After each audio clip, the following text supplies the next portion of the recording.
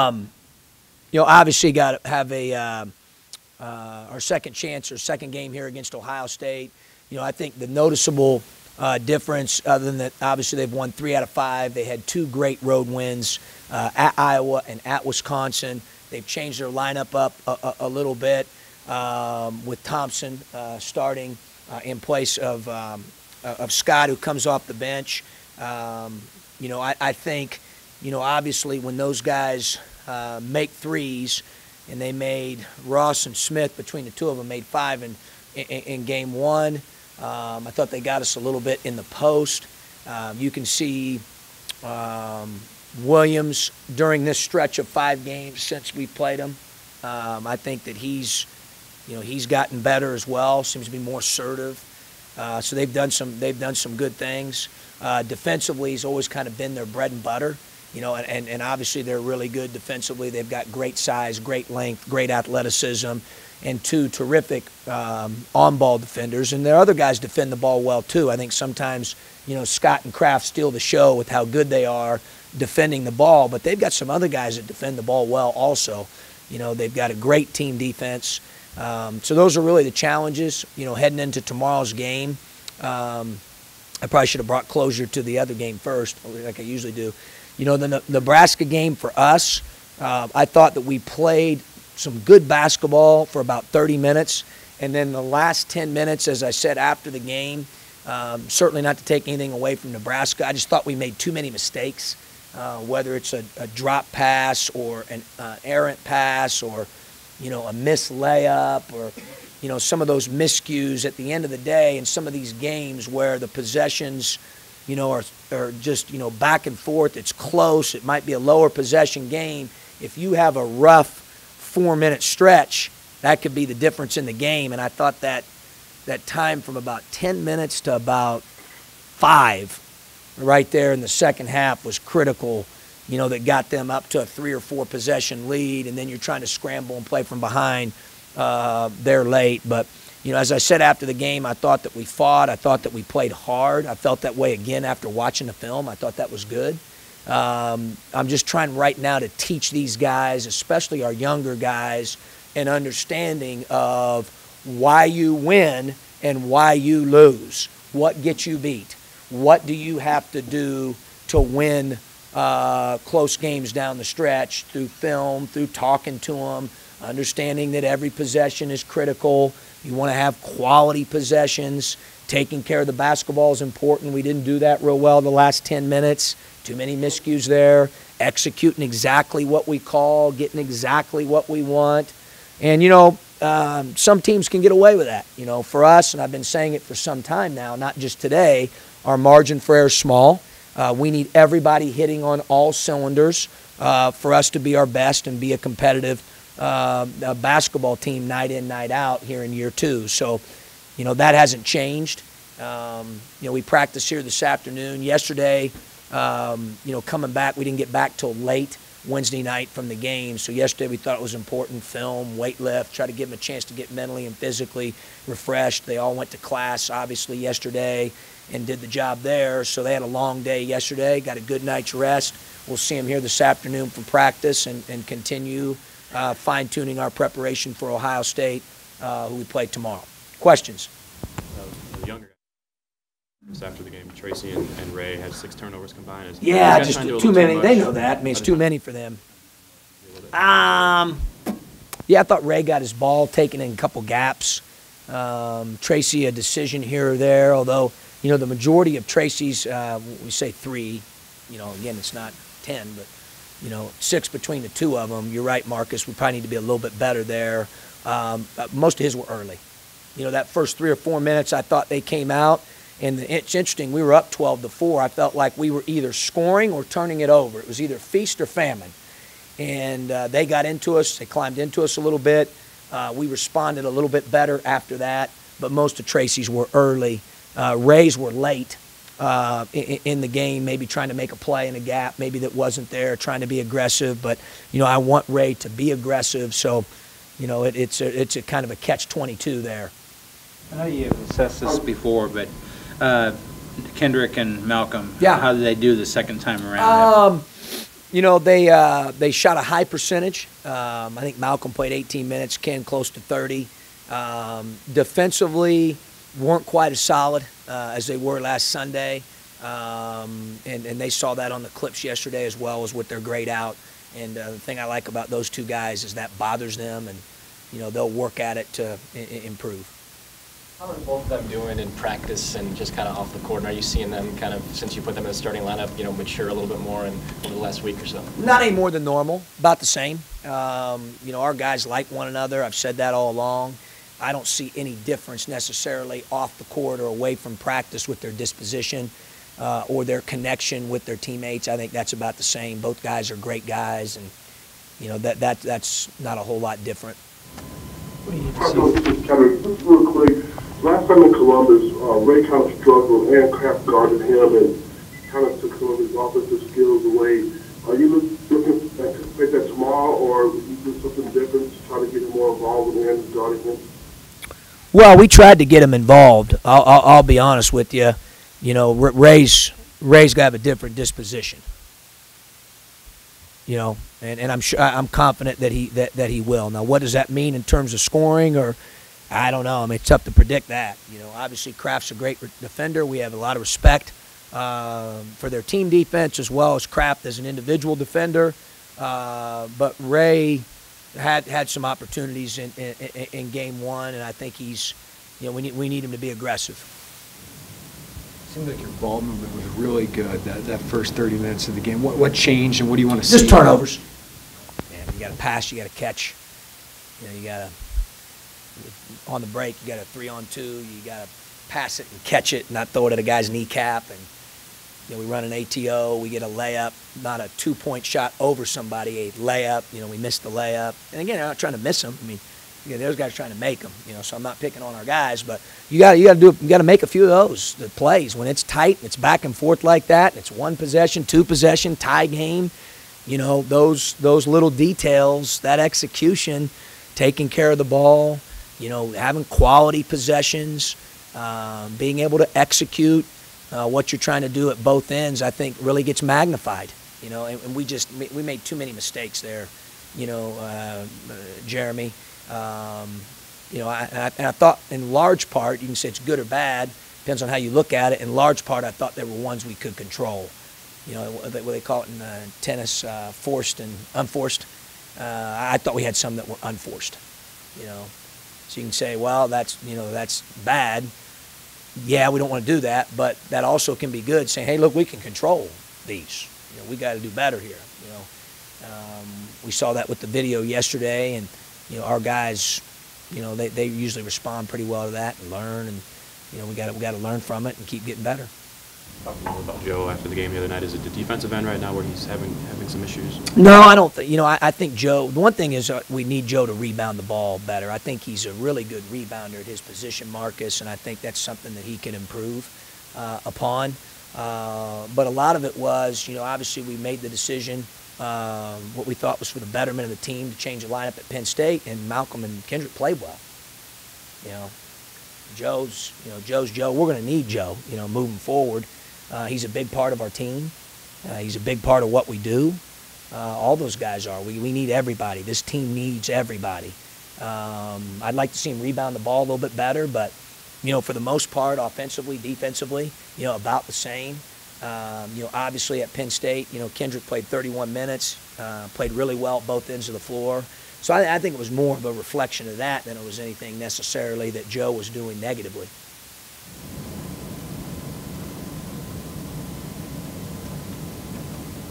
Ray got going, you know, 17 shots, but no one else really had a lot of shot attempts. Just, is there a balance there that he needs to have, or? No, I want him aggressive. I thought he was really aggressive the other day. You know, other than a couple of turnovers and gaps, which Marcus was asking about there earlier. You know, I thought he did some really good things. You know, I thought he was aggressive and did some great things at both ends. I thought he defended well also. So, and he rebounded well, defensive rebounds. I mean, he did a lot of things the other day that were good, and we just got to keep building on those.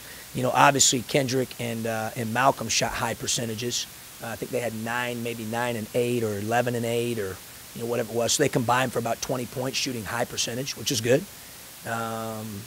we'd like to knock a few more in maybe with some of the other guys in terms of efficiency and percentage-wise, but sometimes you can't control all that. We've talked about that before. I thought Nana was good. 12 rebounds. Thought he was really active. Thought he was great defensively. So that was good to see as well. So we did some good things. Talked about keeping momentum with your program. How do you try and do that with losing 9 of 10? I don't worry about that. I know what the vision is for our program. That hasn't changed. I know what position we're in now. I know, where we were when I took it March 29th, 2012, and we're on that same track, So it is what it is. Obviously, when you're going through it sometimes and you're struggling from a win-loss perspective, Jeremy, that can force you to continue to evaluate, which is good. How do you get better here? Really, you're trying to find ways to improve and get better. I don't think that's necessarily a bad thing. But that vision hasn't changed. We just need to continue to improve the current guys that we have on our team, and need to continue to add talented people and players to our roster. I knew that on March 29th, 2012, and I know that on February 14th, 2014. That hasn't changed. Talk a lot about you picking them up during times like this. Do they ever do anything for you? Do those guys keep you going a little bit too? A little bit. The effort they've continued to give, Marcus, the way they fought, the fact that they come with their hard hat on every day, that motivates me. That the way they've handled themselves, the way they've continued to play really hard, I think, that probably inspires or motivates me more than anything. Then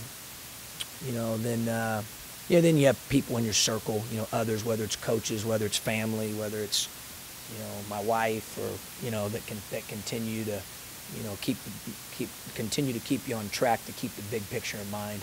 I think that's really important. Sometimes that's hard to do as human nature. You want to be emotional one way or the other. When in reality, I always tell the players, most of the time it's not as good as it seems, and it's never as bad as it seems either. You got to stay somewhere in the middle. So if we expect them to do that, then we have to do that as a staff as well and mirror that. And I think our assistant coaches do a great job of that. We worry about what we can control what we can control, worry about getting them better, talking to them. It's the players program. We're here to, coach them and lead them and help them grow. And, that hasn't changed. But I think the one thing that continues to inspire all of us, not just me, but the entire staff, is just our guys' disposition, their toughness, and their ability to battle through things and respond the way that they have. Speaking of Allison, should we assume that tonight you're going to take her to a really great restaurant and maybe a high school basketball game? Yeah, we've done that 2 years in a row now, so she's pretty special in that regard. She gets it. But yeah, I'm going to recruit tonight, and then we'll go to dinner. Anything else? Questions on the phone lines? Yeah, this is Shannon. I had a question, follow-up about Kendrick and Malcolm. I know you talked a lot about them, but and you had said something about you were thinking of putting them in the starting lineup a little while before that Penn State game. I'm wondering, when did you really kind of start seeing it click for those guys? And I'm just trying to get an idea of how far they've really come. Oh, they've come miles. And you look at Kendrick, he may have been playing about as least amount of any freshman early than any five, or certainly maybe of four of them. And he didn't pout. Nothing. I mean, he just kept getting better. He listened. He watched film. He knew he had to embrace our defense and learn the details of it better. He's taking care of the ball better. I mean, he's just better. He's improved a lot. Malcolm, same thing, has improved a lot. I think Malcolm's biggest improvement area has been, his mental maturity. I think is really, that part of it's really improved. I think he's a lot mentally tougher. He's starting to understand, what it takes from a physical aspect as well as a mental aspect to play at this level. I've seen a lot of strides there. So they've gotten a lot better. And I don't think it's necessarily like a moment so to speak, Shannon, where like, you know, it was an epiphany, like, wow, boom, they got it. I think it was more of, you know, they just kind of got their hammer out every day and kept swinging the hammer. And, you know, it's the boiling water example I give them all the time. Rob, you're the smart guy. What is it, 212 degrees when it boils? Is that right? Check with Rob here. Yeah. So, but, you know, you're heating that water for a very long period of time, and then it finally boils. So I think for those guys, it was not necessarily just like an earth-shattering moment. It was more just day after day after day, continuing to work hard, continuing to grow, continuing to listen, learn, get better. And I think they're the byproduct of just kind of sticking with it and grinding it out and, you know, swinging that hammer every day. And they've gotten to where they now are able to impact the game at both ends of the floor as freshmen. So that's you know, I'm proud of them for the way they stuck with it and battled. And, you know, we're obviously going to need them to continue to get better. They certainly haven't arrived. There's a lot of areas they can improve on, but I do like how much they've improved from June all the way to now. I think is, you know, it's astronomical for both guys.